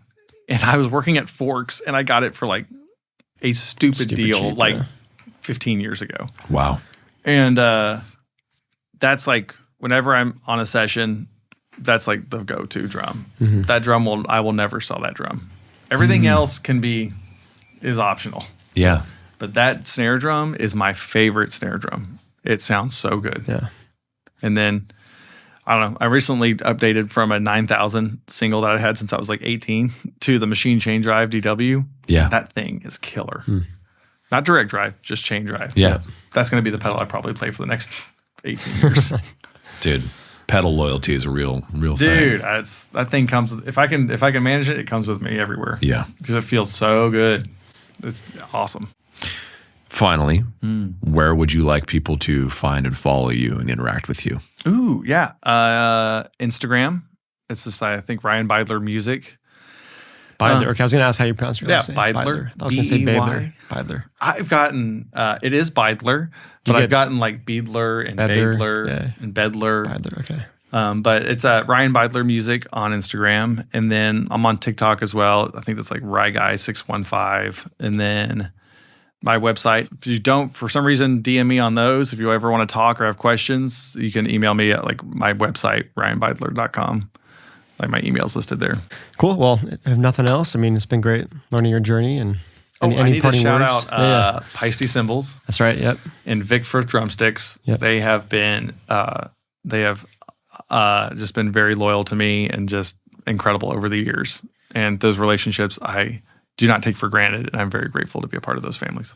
Let's go. Yeah. Love it. Yeah, this year on the road, we are using a Trax rig built by Seth Penn in Nashville. Seth owns a company called Seth Builds Rigs, and you can look him up on Instagram, but he is the master behind building Trax rigs and playback rigs in Nashville. If anyone is needing one, and we know drummers need them, go buy one and check out Seth Penn. Seth Builds Rigs. Well, appreciate the time. Dude, guys, thanks for having me This is on. awesome. Thank you for being here. Heck yeah. Yeah. Heck yeah. All right. That's a wrap.